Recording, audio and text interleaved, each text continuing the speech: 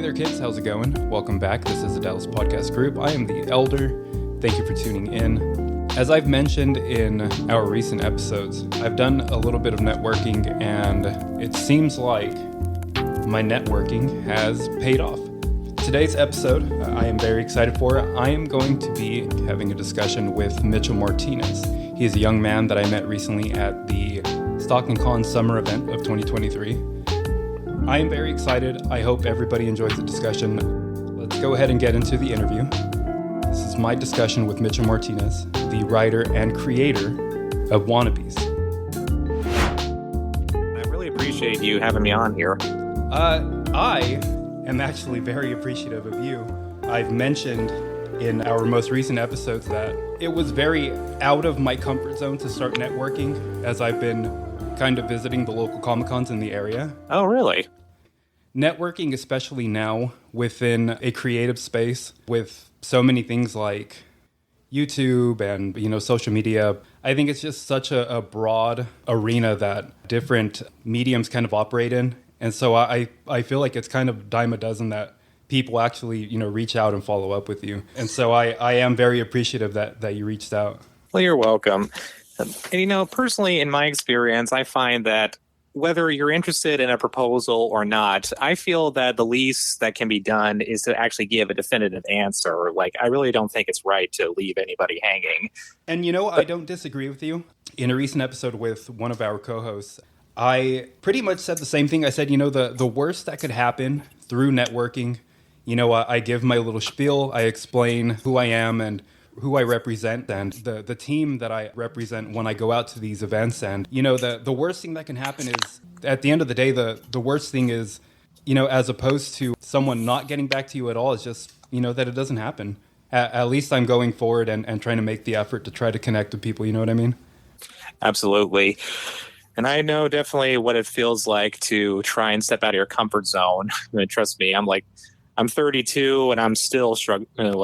I feel like I'm still struggling with that. I mean, I can pretty easily do that, like here and there. But sometimes, just I don't know. Sometimes I wonder if it's more if because I'm an introvert or more because I have Asperger's syndrome. It can be a challenge, but I do usually find that it is normally worth it. And I really hope that things do especially go well for more of your show. I actually did listen to your recent episode, and you were talking about how you guys apparently have a really big following over in Germany. Hey, what happened?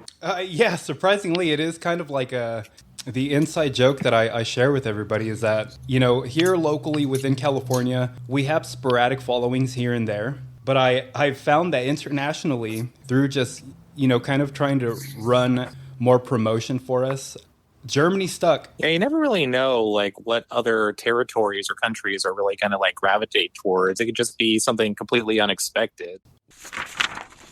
Wannabes is currently running under Scout Comics? Yes, it is. Scout Comics is my publisher. Issue 1 of Wannabes has been out since last June, and coming up in September on the 13th, I believe, the trade paperback collection is currently scheduled to come out in both comic shops as well as Amazon, Barnes & Noble, and other stores. It'll be a collection of issues 1, 2, 3, and 4, all in one book, and it'll be $14.99.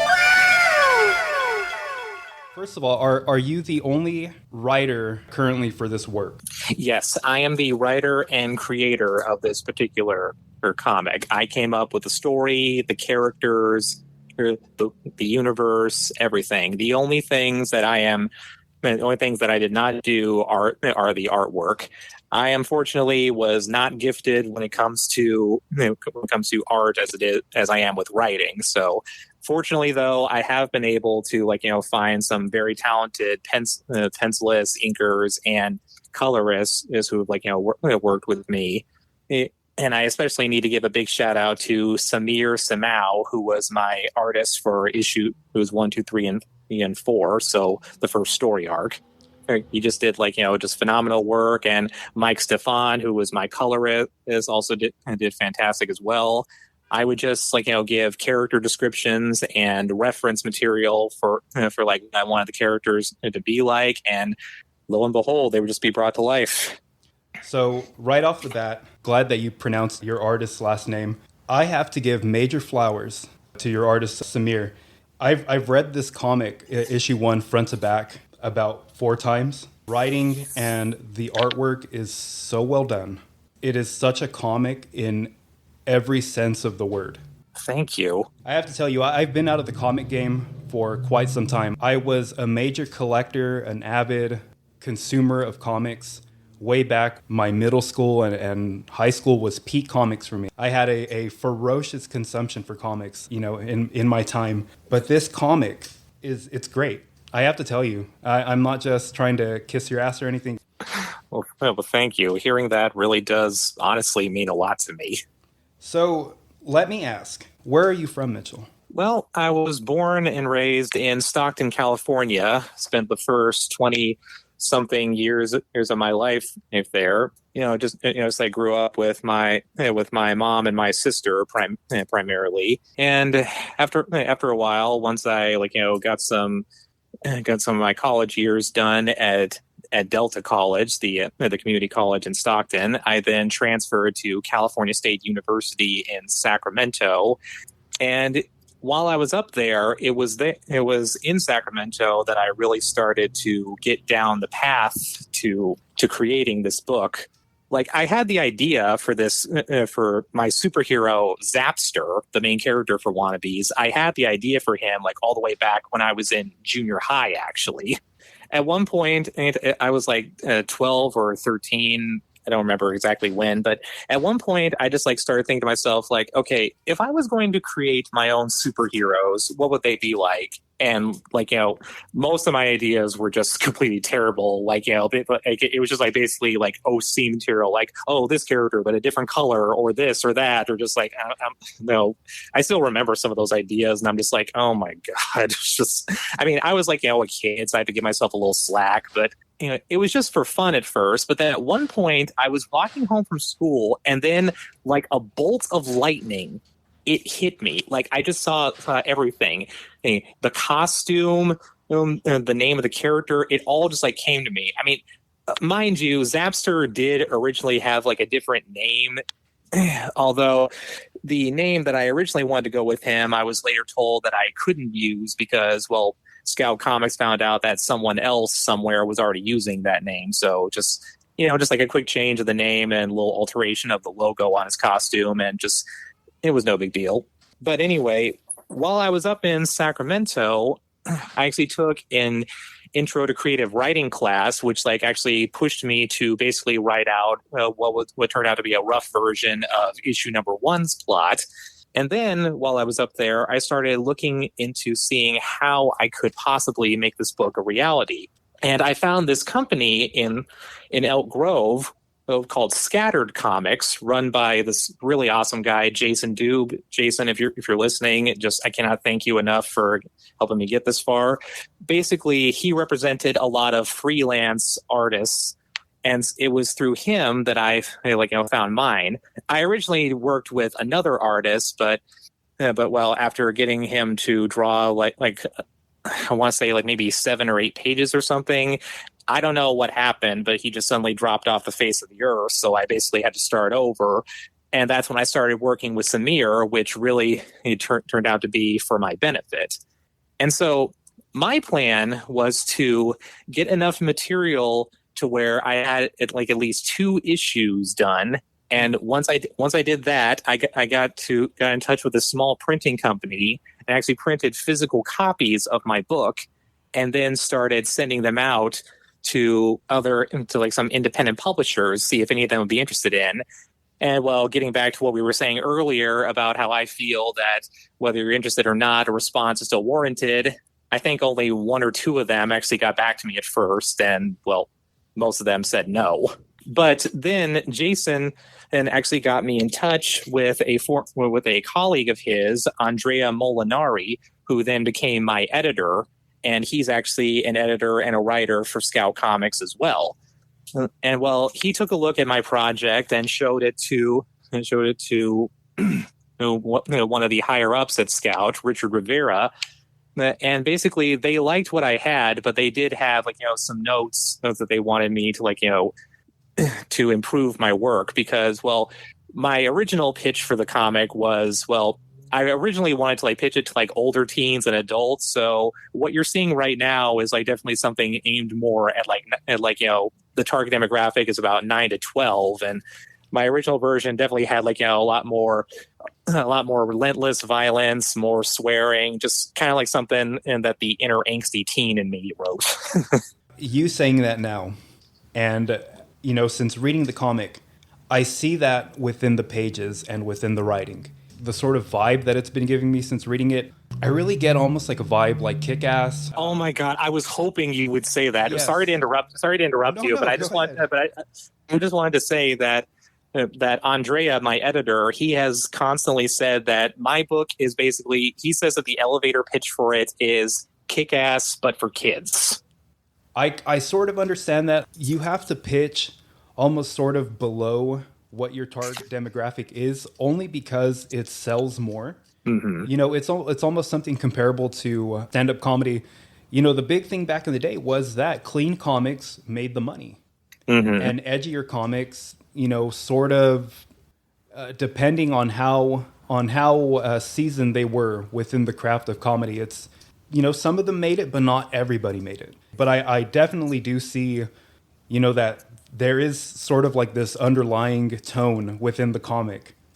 Yeah, basically, when I started speaking with Andrea and Richard, their logic was that since my title is a superhero book, well, no matter who you are or where you're from, the fact of the matter is kids are always interested in superheroes, and at the same time, a lot of older comic collectors and readers, they do tend to stick to the characters that they know, the ones that have been around for a long time, or the ones that have major blockbuster movies and all that stuff. So basically they helped me realize that I had a better chance of finding an audience if I were to just aim specifically at that demographic, because the story that I'm telling is still the one I want to tell. It just has some of the edges smoothed out. So there's no swearing, no blood or anything like that, which, honestly, when I came to realize that I was still telling the story that I wanted,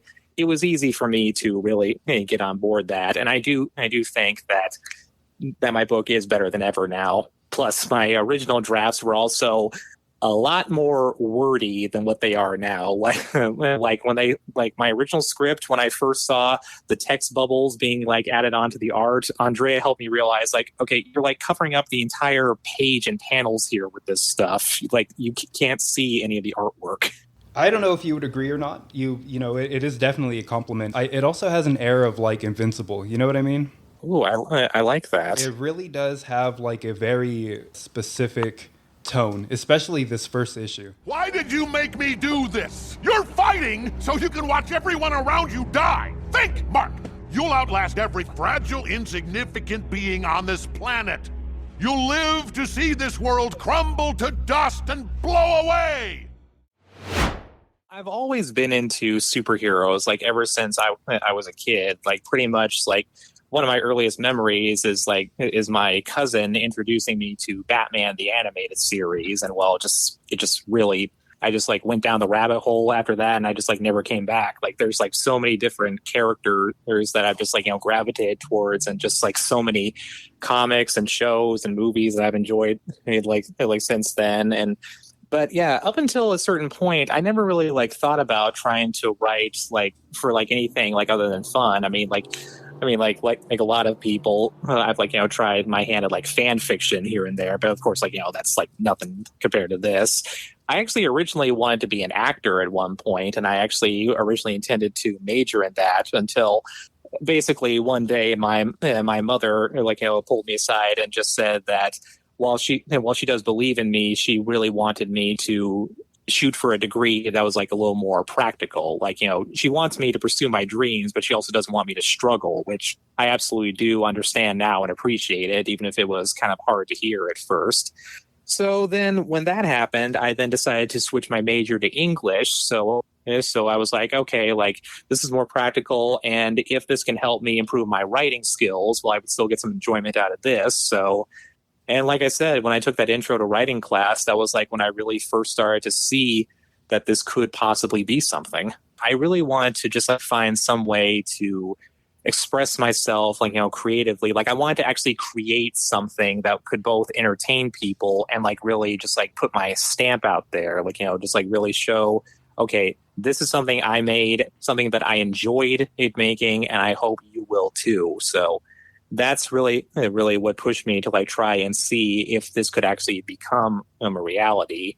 And just the fact that I actually did find and like a publisher and people who genuinely believe in what I'm trying to accomplish, it's just like really hard for me to believe that like after all this time that the trade is like really coming out.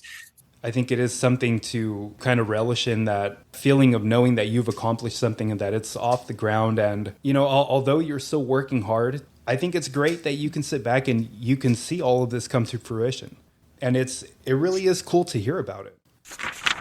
I was very overtaken with a sense of urgency and with interest at the opening fight scene that takes place within the comic, because it really invoked that sense of, well, why are they fighting? What is the context of this fight and what do they mean by this? And, as you lead into the comic, you see both protagonists or, protagonist and antagonist. You really see what the story develops for them within just sort of the opening introduction of the story. What was the process for the writing? Is there something that sort of maybe you see or something that you think of and you sort of develop it for, how the sequences go within the comic or within your writing anyway? Well, typically when I try writing, the first thing I just like want to know is like, okay, like what's the central thing I want to feature in the plot? Obviously with the first issue, like the first thing that I had to get across right off the bat is, okay, I want to show people why they should be picking this up. So that's why issue number 1 starts off in media res with the two characters. There's like, Zapster and the character who will later be called the Drench, and basically fighting against each other. And then as the comic goes, and shortly afterwards, we get to flashback and see what exactly brought them into this. Is because this first story arc is going, as you'll see when the trade comes out, or like you might even have like gotten the sense from just this first issue, is that this is really about two boys is like really learning what it truly means to be a superhero. And we get to see how in some ways they're two sides of the same coin, but we also get to see how they differ. And well, I don't want to give too much away, but you've probably seen for yourself just exactly some of what that looks like. What was the connection to San Francisco as far as the setting? Well, I wanted to like really find like a location and that just like really that I felt really demanded superhero action, because like, one of the main things that I love about the superheroes that I like is that they're always like, set in these like humongous cities, whether it's like New York or made up locations like Gotham or Metropolis. It's like, just like something about like, just like the tall buildings and a ton of people there. It's just that kind of imagery is just so evocative of superheroes for me. And like anytime I'm in like a big city, like whether I've been to New York or like even when I go to like downtown Sacramento or something like that, I don't know, I just like feel like a rush or something when I'm just like surrounded by tall buildings. And as for San Francisco, well, I chose that location and because over the years I've like taken several trips to there, and just I came to realize that like with its like not only sprawling but really unique architecture, like you could like take a look at like any section of San Francisco and not get it confused with like any other city. It's just so distinctive. I was also really drawn to it because of these locations and features in the city, and also a lot of great locations that would really lend themselves to action. I think making San Francisco the setting for the story and the dots, it really does evoke that sort of darker tone of how we initially meet the characters within the comic. So what I will tie it in with, I had an immediate connection to Walter. I thought Walt's character was developed in such a great way. I love how we saw, other than his personality, but we saw that he's a product of his environment. You know, he develops in such a distinct way in comparison to Jordan. I felt that Walter really was the center of how we developed this first issue. I don't know if it was purposely done that way, the writing, but I again, I was immediately drawn to him. And so was that the idea going into issue 1, or is it a matter of perception for the readers? It could possibly be a matter of perception, or it could also be like, I'm reminded of like something that I believe Stan Lee once said, that where when you're trying to develop a new hero, the first thing you really need to get down right is the villain, because if the villain isn't compelling, well, then the action and the story is just not going to be very exciting to check out. The contrast between both characters. Every hero and villain are the same character, just drawn on separate lines of this spectrum of what is good and what is evil. Why is it that they're drawn the ways that they're drawn? Because of their morals, because of their environment, because of something that pushes them in a certain direction. I think it is maybe just the fact that I saw a lot of my own personality within Walter and within sort of his morals and how he saw the world within issue 1. But I will say that in stark contrast to that, it leaves so much up to anticipation and interest in what we'll see from Jordan leading up into the next couple of issues. And that was definitely intentional right there. It's one of the main reasons why this book is called Wannabes, because it literally is about two wannabe superheroes. And the series is going to show just how different their approach is into that. Like, issue 1 is supposed to get across that's the fact that, like, Jordan is like definitely someone who is far more traditional and optimistic when it comes to being a superhero. He definitely aspires to do the right thing, but also he knows what his limits are. Whereas Walt, on the other hand, and definitely doesn't see any point in having restraint. Like, he doesn't see why you should show mercy to anyone that you're trying to stop. I think that detail, especially within the ending of the issue, the way that it was left off, it left me wanting more. I wanted to know more of the story. I needed to know more of the story. I needed, I need the follow up. Again, and not to kiss your ass, I think it was just so well done because I wanted to keep reading. Well, you know what? Hearing that, it really is making me grin ear to ear, and hopefully you don't mind waiting about a month and a half to get the entire rest of the story when the trade comes out. Oh no, I can't wait. I'm such a fan after reading it. There was a detail that I found very interesting. It just stuck out to me, and I'm wondering if we will see more of that develop as the comic goes on. But heroes have been real since World War II. Will we see more of that detail come to light within the comic? Oh, yes, absolutely. Even a later issue in this very arc, in the trade, is going to show that, aside from those heroes that they saw briefly on the news, we are going to be seeing more. And that is something that I do want to feature more in the comic as well. Basically, Jordan and Walter world is one where superheroes have been around for decades and decades and decades, which is kind of reflective of our world, except in their world superheroes are actually real and not not just thought up to sell comics and everything. It's something almost akin to I don't know how familiar you are with anime or with manga, but My Hero Academia it's almost very akin to the idea of heroes existing, or individuals with powers existing well before the story takes place. And it's that sort of detail that really draws you in. I want to know more about that. Just kind of reading, especially with the panels that mention the pre-existing heroes and villain, Blue Blur, Alpha Man, Dr. Machino. I want to know more about that. And we definitely will.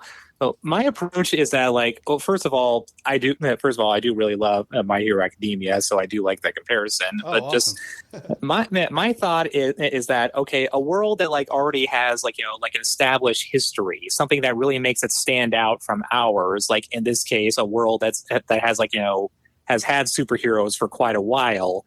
That to me is far more interesting than anything that like you might see like in our world. And also it's like basically a way of like me to like really approach a realistic viewpoint for my characters. Like, okay, so like superheroes have like literally like been in comics since like the late 30s. So like there's been like thousands and thousands and thousands of like different heroes and villains and all that. So now here I come along with my own characters. So like whether we're talking about the heroes that exist in my universe or the heroes that like are published by other companies, one way or another, my guys are literally the new kids on the block. So I decided to just like lean into that approach and just like throw them into the deep end and see how they handle suddenly becoming a part of this world. It's interesting that you say that because it raises the question of, as far as the development of the story and where it goes from issue 1 is, will that present itself as a repercussion later on as the story develops? Because the reality and the duality of being a superhero and what it means to the individual, there are pros and cons, and it's a double-edged sword riding that wave of being a hero. Yes, absolutely. Again, this series is like really going to showcase the difference between expectations and reality. Like as you saw in issue 1, when the flashback started, we saw that Jordan and Walt like literally thought that they could try being crime fighters by just like knowing basic martial arts and throwing on ski masks and hoodies. And well, as you plainly saw, that did not work out well for them. And I mean, it definitely helps that like they're both teenagers. They're 15 years old. So I mean, like even though they do like think things through, they don't always like think everything through. So like just because an idea sounds good in your head, that doesn't automatically mean that it's going to work out. By the time in the next issues begin, it's really going to show like, okay, this is really how things are going to go. And now these are the circumstances you're stuck with. So what are you going to do? And issue 2 is going to like really when you read issue 2 in the trade, it's going to really show specifically what the inciting incident was that made them decide that they wanted to do this. Because I mean, like I speak from experience, especially with like I used to like hang out with guys who would like try and like imitate jackass stunts, like if you remember that stuff. But we all kind of grew up in that same time. But yeah, I mean, like usually it doesn't like take much for some people to like try something really ridiculous and dangerous. But in their case, there is a specific moment that you'll see in issue 2 of the trade that really put them down this path, like really made them seriously think we should try and fight crime. Again, and I think this first issue really does do an amazing job of building anticipation for the follow-up, for the reader.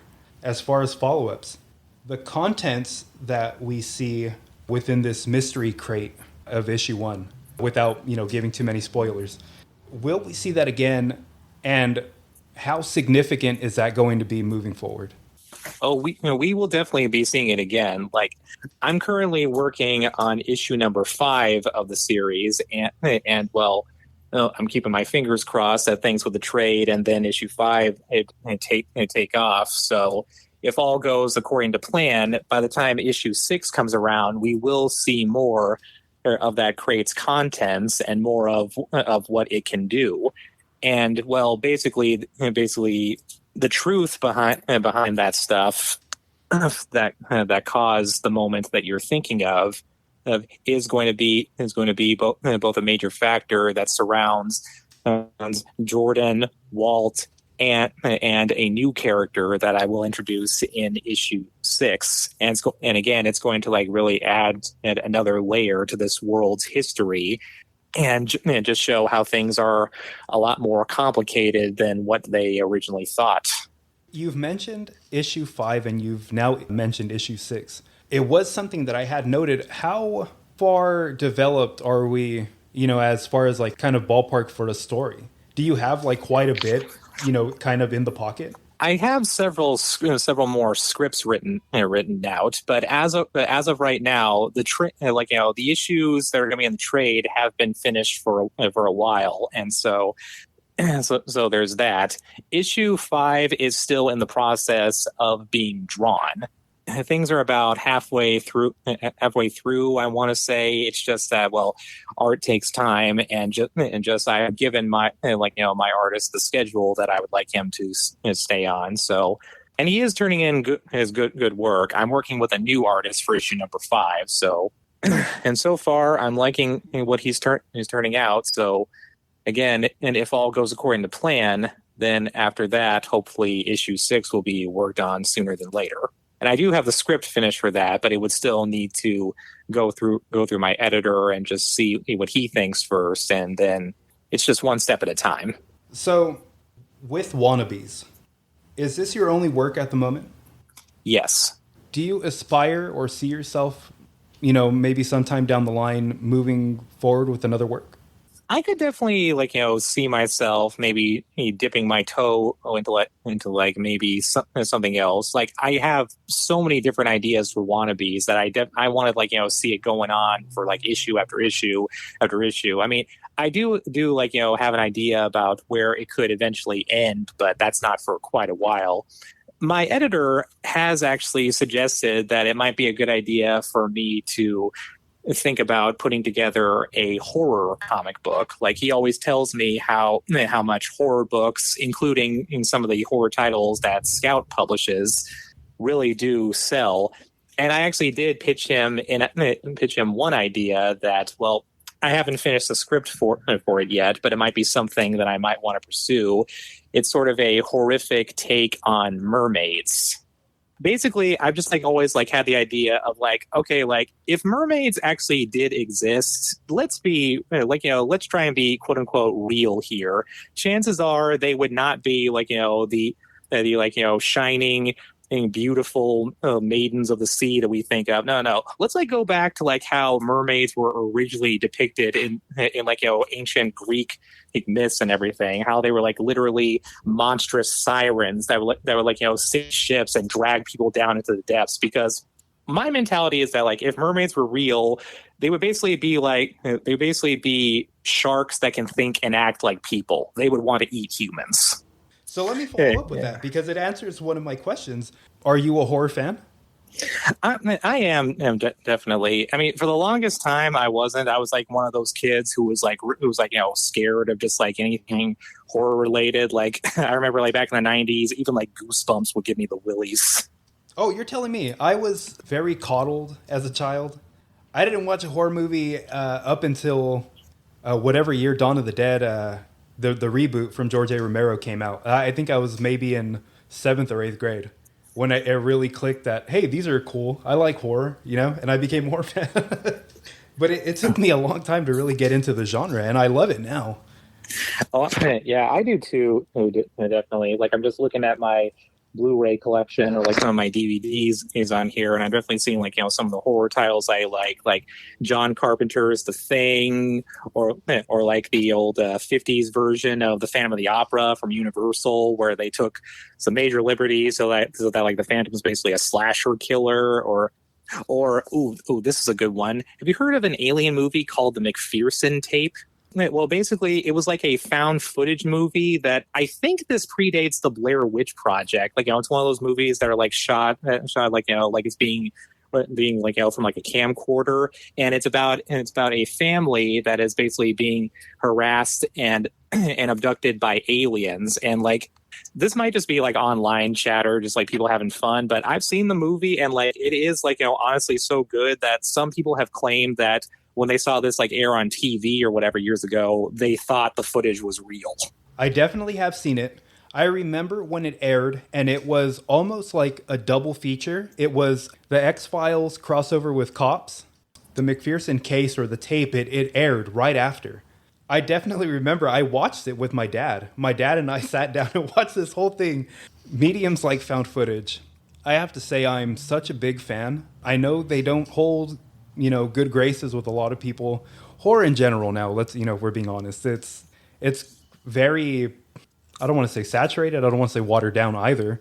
I think it's just horror doesn't hold that same sort of tone.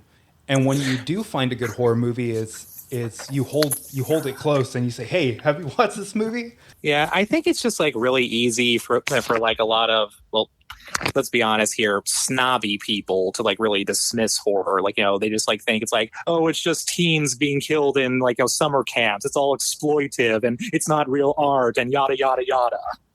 Like they just automatically think that like horror is all trash. And I mean, there are trashy horror movies out there, but there's trashy movies in like every single genre. Let's be honest here. But there are also some legitimate classics. Like I mean, like, why do you think people still talk about like the original Frankenstein or Dracula movies? I mean, like, yeah, those aren't scary to us now, but there's a reason they've lasted the test of time. And there's like so many different horror films out there that, for whatever reasons, like, both scare and really entertain people. Like, oh, this is another really great one. Have you ever seen the 1982 film Creep Show? Of course, Mitchell. Coming soon.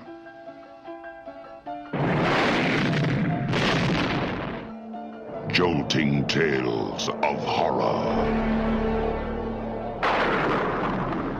Creep Show.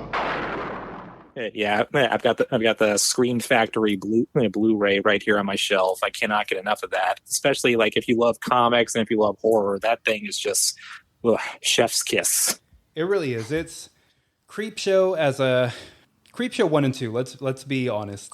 I would say as a franchise, but Creepshow 1 and 2 are. I mean, like I saw the second one. I thought that was like okay, but I mean, just you could just like really tell that like some of the passion was gone, along with like half their budget for that movie.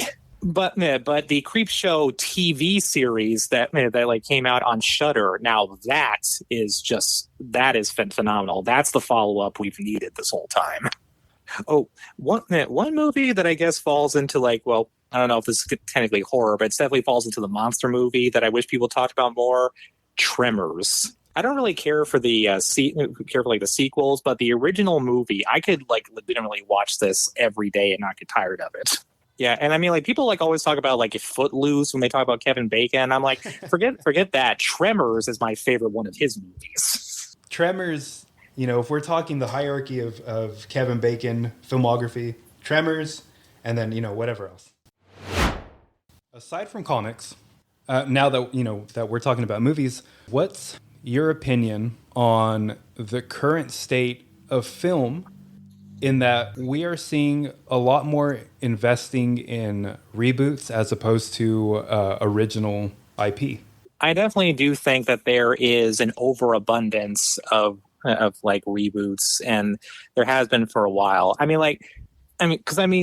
Well, for some things, I definitely do understand and like the appeal of adapting like previously established IPs, is because they can really be great. Because I mean, like for the longest time, and like I have enjoyed like so many different and superhero movies and shows that have been coming out, or like even like there's even been cases where some of those are like the rare occasions where, in my opinion, the adaptation beats out the source material, like Amazon series The Boys. I think the TV show is far, far better than the comic. I hated The Boys comic book. Never liked it, no matter what. But the show, like, it takes like what the comic was supposedly trying to say and like actually says it, and just really makes it entertaining, while still keeping things extremely violent and disturbing, just as you would expect. But there's an actual point to it. It's not just there for shock value like in the book. I've read and I've heard that opinion more than once. I'm not familiar with the actual comic. I mean, I grew to know of it, but I feel like the series really overshadowed what the actual source material was. Well, here's what it basically boils down to. The source material is just basically Garth Ennis shouting at the top of his lungs for 70 plus issues, "I hate superheroes."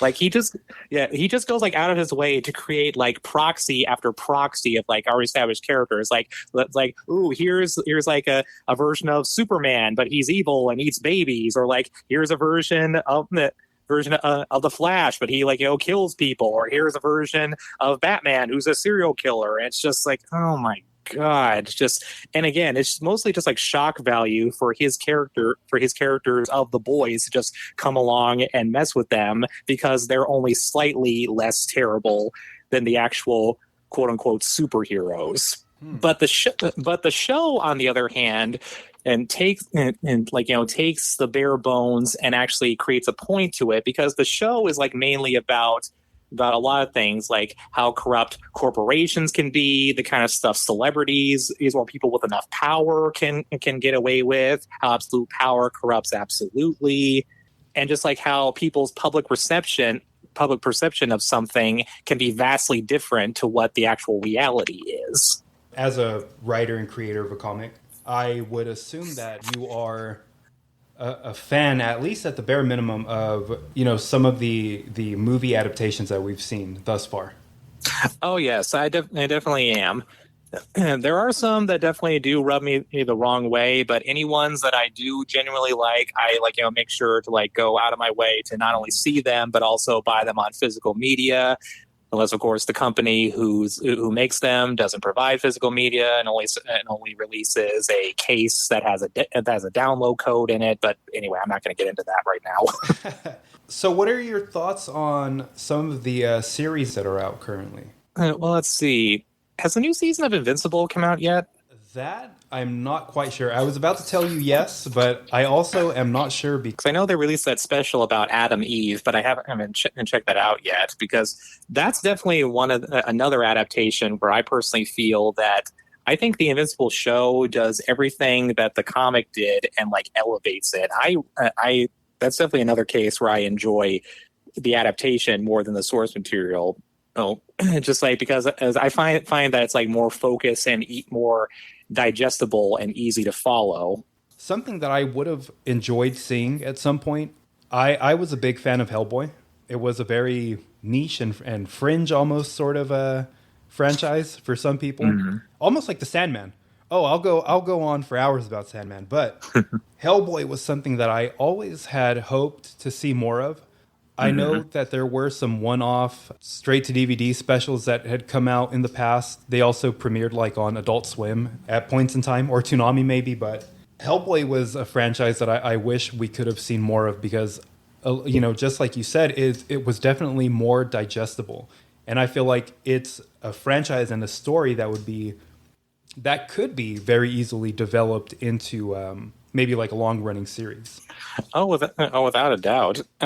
Because I mean, like, I only really liked the first Hellboy movie that came out, the first Ron Perlman movie. Yeah.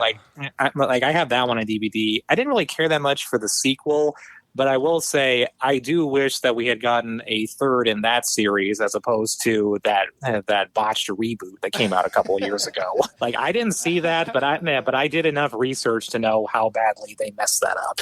I watched it and I try to be very receptive to online reviews and from written reviews that come out about movies, and then I try to connect the dots once I actually consume the movie once or twice to understand what reasons, what gripes people have, or why it received the rating that it did.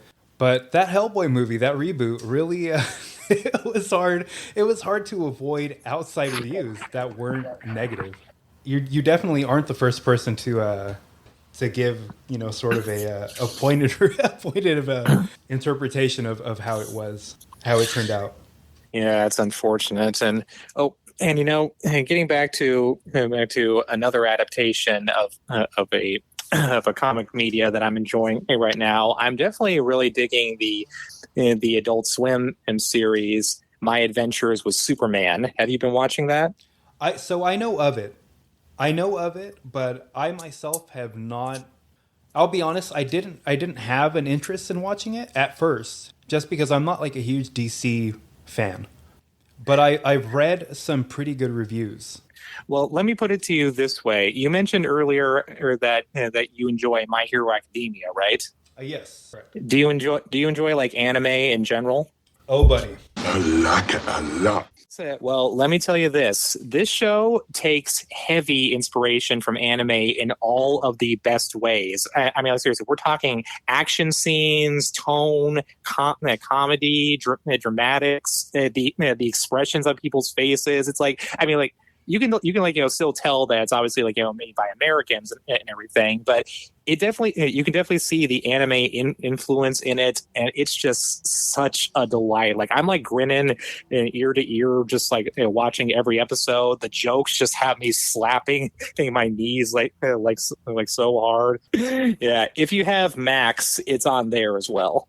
Have you been keeping up with any of the MCU, any of the shows streaming at the moment?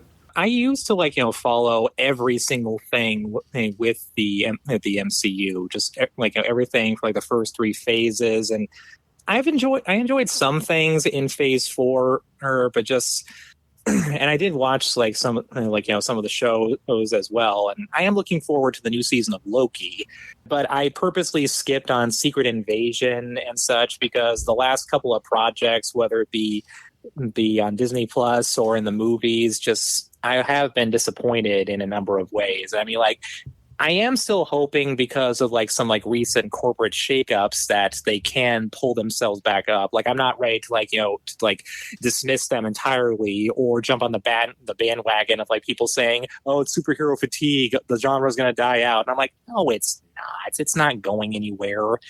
I'm just hoping that sooner than later that we can get back to things that are like that like have a bit more time and quality on it, and aren't just things that are like, okay, these 6 episodes set up something else, or like this movie was like mainly a setup for like the next Avengers or this or that. Is just like, because honestly, ever since Phase 4, a lot of these projects have like mainly felt like for setup, and just it's been so long. It's like, where's the payoff? And I mean, once in a while, you do get a good thing going, like Loki or Spider-Man No Way Home and something like that. But the fact that those have become exceptions, made me a lot more selective with what I spend my time and money on. I also have to like temper my expectations of what's to come until the strikes in Hollywood are resolved. That is definitely, as a fan of the goings on of nerd culture and sort of like the landscape, especially as a fan of like the superhero movies that are out, definitely, being specific about the MCU, is interesting to see how that develops and how it's going to affect the movies moving forward. On that sort of note of creation and development, as I'm winding down with these questions, what sort of spark or inspiration, helps to fuel the creative process for your story currently? Honestly, indulging in my passions really does drive my desire to write. Like, whether I'm reading a comic or watching a show or a movie that I like, or even listening to a particularly good song, something in that just like makes my subconscious just go like, "Ooh, this would be a really good idea," or "Ooh, what if you like had a character say this or do this?" Like, I don't know why my brain works like that. I don't know why my brain does a lot of things. I've asked myself that question my entire life, but that's honestly just like how it works for me. Just getting into a stage where I'm just like, just indulging in the things that I like really enjoy, and then just ideas just like really start to like spark up. So it is a customary question around this show that we ask: what is currently trending for everybody? What are you currently watching, reading, playing? Anything else that you're, that's taking up your time outside of your writing, work, home life? Oh, geez, you got a couple more hours? Let's see. As far as like what I'm reading, I actually just came from my favorite comic shop in Sacramento, Empire's Comics Vault in Arden Arcade. Just been going there ever since I was like up there for college, and just I picked up a couple of titles that I'm following, like the current IDW Sonic the Hedgehog comic, which is like still fantastic. Got some follow-ups to The Last Ronin, and I also did pick up this other Scout book that I really like called Impossible Jones. And it's another superhero title, but with the pretty interesting twist of it's about a supervillain who gets mistaken for a superhero. And the art and writing on this book is like also just I can't get enough of it. So as far as what I'm reading, that's that's how it goes. As far as like what I'm watching, let's see. I mentioned my adventures with Superman, and let's see. I've also been trying to like work through some things on my anime to watch list that have like been there for a while. Like I've got a couple of the old Tenchi Muyo shows that I want to finally check out. I remember seeing those advertised on Toonami so much back in the 90s, but for whatever reason I never decided to watch them. But so now that I have them on one of my streaming services, I'm definitely taking that opportunity. Boy trains diligently. Soon he will become a man. His name, Tenchi Masaki. The most important discovery he'll make is that 6 crazy women all have the hots for him. The universe needs a new champion. Tenchi needs some peace and quiet. And as far as what I'm playing, well, I don't really have like anything like that's that recent. Like I would say that I'm looking forward to playing the next Spider-Man game, but first I'm like hoping that Sony at some point releases a somewhat more affordable and smaller version of the PS5 first before I do that. But oh, definitely. Yeah, but I think the last thing I was playing was I was doing a replay of Sonic Frontiers when they released that DLC that celebrated Sonic's 32nd anniversary. Oh, no, that's awesome. Something that I've talked about recently in recent episodes, but I have nostalgic franchises that I'm very into. Examples that I've said before, Transformers, after seeing Rise of the Beast, or, let's just call it Beast Wars. Yeah, I was honestly surprised by how good that movie was. I didn't have much faith in it going in, but when I heard like how respectable it actually was, like I was genuinely surprised by how much I liked it. Although, no offense to Ron Perlman, he did good as Optimus Primal, but I wish they could have gotten Gary Chalk from Beast Wars to voice him instead. Because, I mean, like, come on. If you've got Peter Cullen as Optimus for all these movies, why can't you throw at least one of the Beast Wars guys a bone? It's true. I mean, I'm glad that I heard, Maximals Maximize. Yeah. I was flipping out. Me and the other, 30-something-year-old guys were in the room celebrating that. And then especially now with the newest edition of TMNT. I've been, a TMNT fan since I was a kid, obviously growing up in the early 90s, the mid 90s. You and I are the same age, so we come from that time frame of good cartoons. Hearing the reviews now for Mutant Mayhem, I want to go see it, but I also, I want to experience that with my kids as well. Well, I'm definitely glad that you have that opportunity to get to experience it with them. I personally hope to be a father myself one of these days. I just haven't found the right woman yet, and just it can be tough. Take your time. Yeah. So I hope that you guys like that movie. Personally, I'm just not interested in the new film for whatever reason. I would much rather buy the something that I've waited so long to finally come out, and now it has. I want to buy the full DVD set of the 2003 Ninja Turtles series, because for me, I didn't grow up watching the original cartoon. The 2003 series was my Ninja Turtles, and although the first iteration I ever saw was the 1990 movie, and I actually watched that like about a week before the 2003 cartoon premiered, because my mom had it on videotape for whatever reason. And when I heard about the new show coming out, I was like, okay, maybe I need to finally watch this thing, and I've been a Turtles fan ever since. Funny that we should talk about that is at the recent Turlock Comic-Con that I went to, the original stunt double for Mikey was there with the original suit. Oh, nice. That is so awesome. And that was actually pretty cool to experience. The costume, not so much, but the yeah. Like I was gonna say, was it like still like in shape? Because like I've like seen pictures of like the Donatello costume from like the third movie and what it looks like now, and just I've had nightmares about that thing. It definitely wasn't. It definitely wasn't cool to see. But knowing that, just some fragment of that movie was there. And, the actual stunt guy put it on and, was kind of explaining how they coordinated the stunts and how the functionality of the suit. It was cool, but it was also like nightmare fuel. So, but man, and that does sound really cool. It kind of reminds me of like this one time. I think it was back in 2016 when I was at Stockton Con, just as like just as like an attendee. This was like years before, or like I was like doing what I was doing, when we met at Stockton Con. Like when I went to the one in 2016, I actually got to meet Kevin Nash. Do you know who he is? He's a wrestler. Oh, buddy, I have been a wrestling fan for years. Yeah, so like I'm not really into wrestling, but I just like had to like meet him mainly because of like some of the movies he's been in. So I just had to ask him, what role did you like playing better, Super Shredder in the second Ninja Turtles movie or the Russian in the Thomas Jane Punisher movie? I knew that was the question before you even asked.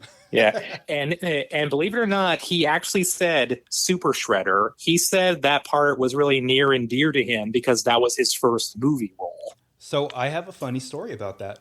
When I was a kid, and this was years ago for fans of wrestling, especially within like the Central Valley area, the then WWF, before it transitioned to WWE, when they would hold shows in like the Fresno, Sacramento, Los Angeles, in that sort of little tours that they do of California, they used to hold signings at like Toys R Us. I don't know if it was every store, but they would hold signings.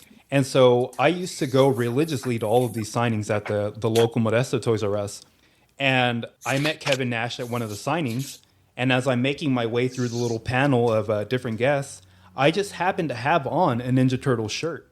And I tell you, I was maybe 9 years old. I knew Kevin Nash, the wrestler.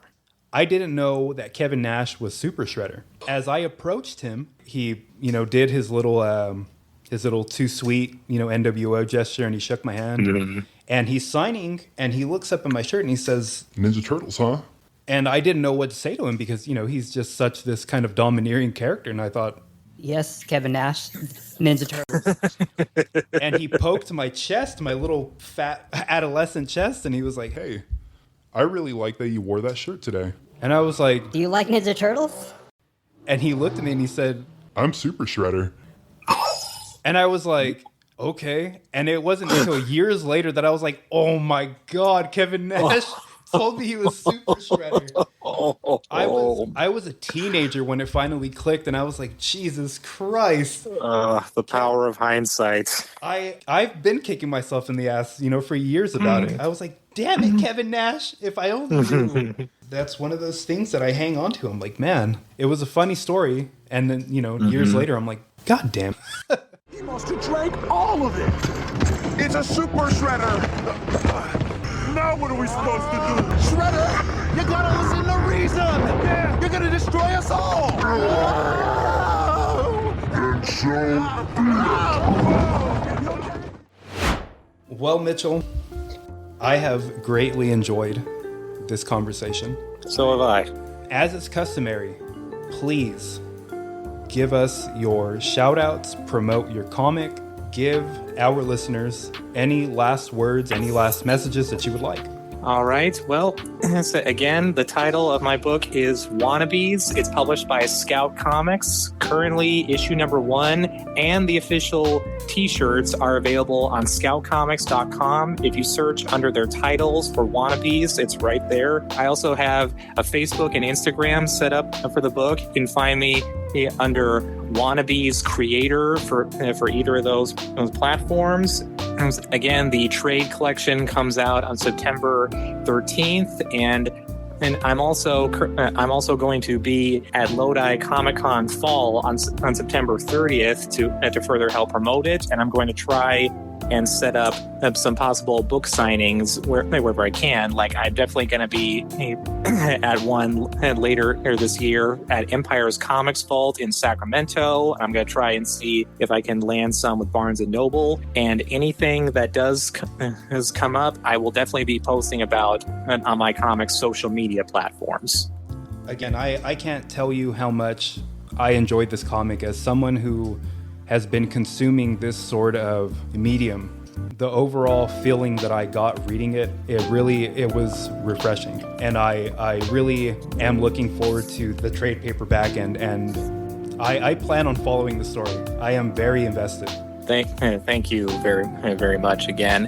One last thing I really want to say is that my approach for anytime I try and sit down to write something, and this is really what I think is like the main key for creating something that you'll not only be satisfied with, but others will, is that you should try and write something that you yourself would enjoy. You shouldn't go in trying to appease everybody or trying to appease like a certain crowd or anything. Just write what you know, write what you love and enjoy, and hopefully everything will fall into place. That was my discussion with Mitchell Martinez. I'm very impressed with this comic. I'm so happy that he reached out and that he did more of a favor to me. He has a project that is coming to fruition and that is showing success, honestly and truly. I am a very small part of the overall feeling that is meant to be conveyed through this podcast. I'm carrying a very large banner with me, and I mean to represent it very well. I think, to no credit to myself, I'm not trying to gas myself up, but I think it's all a part of not only myself, but the effort put forward through our group, why Mitchell even chose to reach out to us. It's very cool, that this networking actually paid off, because I can't tell you how fucking embarrassing it was trying to just talk to people like, hey, we got this podcast. It's very cool. I'm very happy with this discussion. I hope that everyone enjoys it as well. I'm going to be linking all of Mitchell's mentions, his social media, where his trade paperback will be posted. All his info, I'm going to be posting it. All of our info, our social media, everything will be included in our social link, our link in the bio. Shout out to everybody in the DPG. I am the Elder. Thank you so much for tuning in. Take care.